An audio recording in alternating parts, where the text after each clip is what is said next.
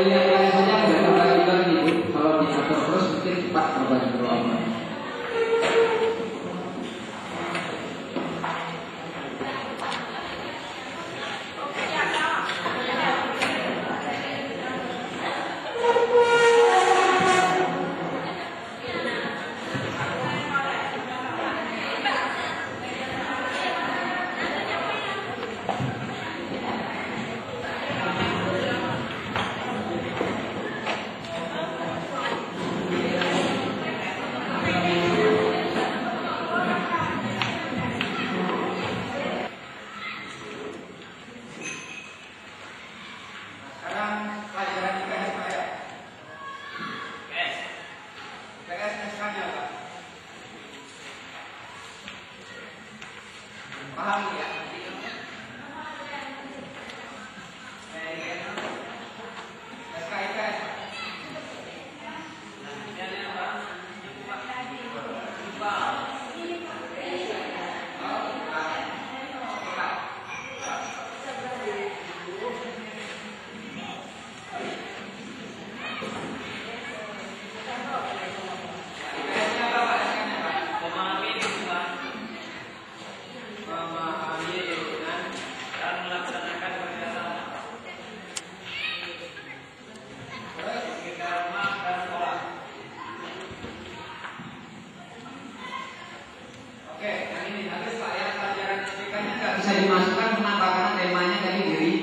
Diri sendiri.